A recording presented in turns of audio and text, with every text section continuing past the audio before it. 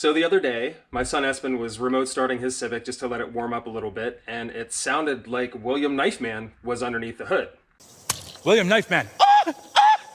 So naturally I came outside, we popped the hood, and William Knifeman had definitely been under the hood. He knifed up the belt. Pretty darn good.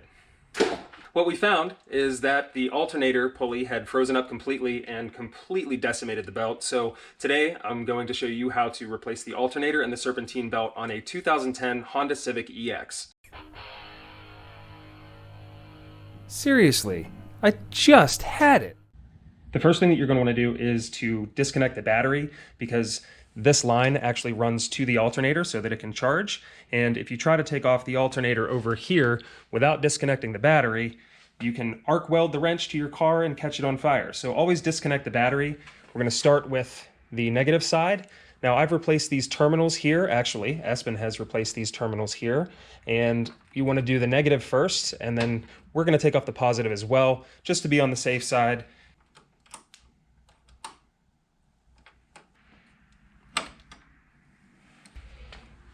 Our belt was already off, obviously, because it disintegrated. But right here, there's a 19 millimeter, and you'll get a wrench on there. You might have to double them up, and you'll push towards the back side of the car in order to loosen the belt. And then you'll slide it off to the side of the ribs here on the alternator pulley, which, as stated before, is completely frozen up, which is why the belt got thrown in the first place. So you'll just remove the belt, and I'm sorry I can't show you that, but c'est la vie. Now that you have the belt off, you'll want to remove this, this, and this. This is just a push connector that you'll push right here and then pull apart. And then you'll remove this boot to uncover the line that goes over to the battery. That's a 10 millimeter. You want to take that off, and then you'll pull this boot off and disconnect this as well.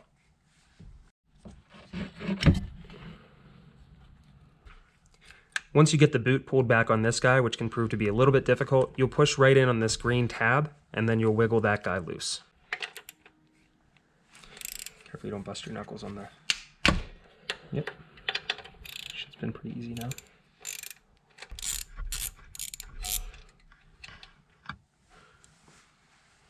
Cool. Now that we have these three wires disconnected here, we're going to pull back on this small tab, and we're going to lift this wiring loom and just get it out of the road. And once that's out of the way, you have two 12 millimeter bolts. One is right here, and then there's another one that's directly underneath the pulley. You have to kind of feel for it, that holds it on. Those are the two bolts that hold the alternator onto the engine.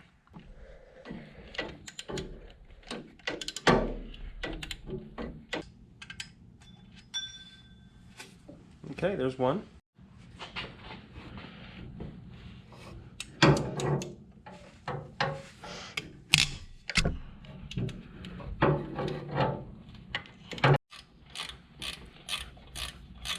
It's a long one.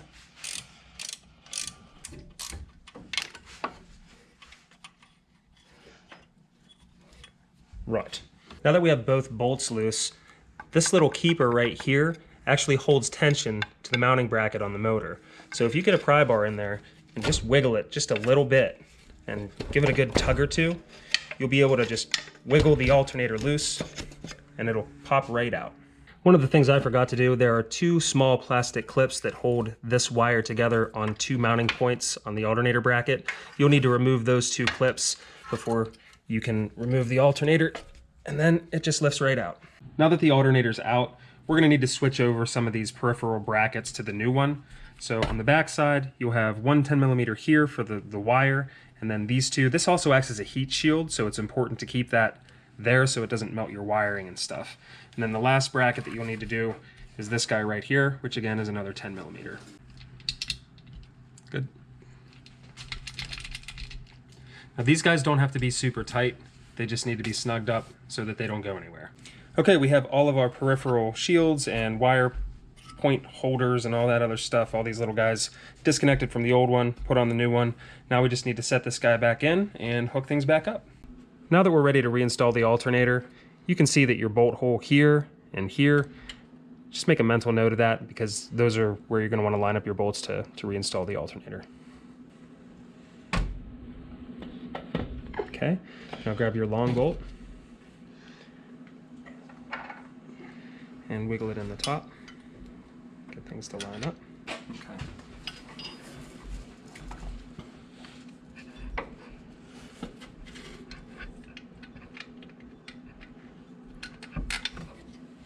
You know, I was talking to Mom, and she's like, look how happy you look, turning wrenches with your son in the garage. And I was like, I imagine this is how he feels whenever I play Madden or Call of Duty with him. Yeah, because it just makes me a happy guy. As you tighten down the longer bolt, you want to make sure that the keeper nut sinks its way in and bottoms out on this motor mount right here. Now that we have our two 12mm mounting bolts back up and tightened down, we're going to place these clips back into their respective holes and get our wire loom, clip it back on here, and then we'll reconnect these three, and then we'll put the belt on. Now always remember, whenever you're going to set a belt, to check for the remnants of the rest of it, because they might be wrapped up under there somewhere.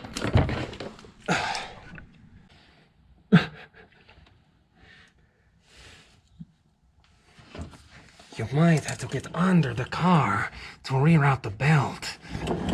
Here's a belt routing diagram for a 2010 Honda Civic, both with and without AC. It also shows you where to put your 19mm onto the belt tensioner to get the belt on and off. Once you get your belt routing correct, what I do is I take it off of the second larger smooth idler pulley and I hold it with my finger right down here. And then I put it on top and I make sure that all the other V ribs are seated into all the other pulleys before I go to my 18mm keeper right here to pull tension off, because it's much easier to slide this belt over top of the smoother pulley than it is to try to get your wrench down in here and pull it over top of the alternator. Now my approach to do this was I took my 19mm and I put it over the top here and I got it on there. And then I used the double wrench method, highly recommended if you want to break your fingers. And then I pulled up on it, and while I was doing that, I slid the belt over top of the larger smooth pulley just below the alternator. The last thing you want to do is you want to double check and make sure that the ribs of your belt are in all the ribs of the pulley and that they're not off to the side or anything like that, so that it doesn't jump off whenever you go to start the car for the first time. The last thing we're going to want to do is reconnect the battery. We'll do the positive side first and then the negative side. You'll probably have a 10mm on yours, but since Espn replaced the battery terminals on this guy, we're going to use a 13mm on ours. So positive, negative, and then we're going to fire it up and throw the multimeter to it and make sure she's charging properly. Moment of truth, here we go. Fire it up, bud. Hey! Now that we know that the belt is on there properly and it's not going anywhere, we're just going to double check here, make sure our alternator's putting out good voltage, and we're at 14.5 volts, which is great. That's perfect. That'll be enough to get things charged back up and we'll be good to go. Thanks for joining us for this special edition of Adam's Wrench Therapy, where Espn works on his own car. It was really nice to have someone in the garage to turn wrenches with, and thank you for your help. Hope you enjoyed the video. If you got something out of it, don't forget to like and subscribe, and we'll see you in the next one.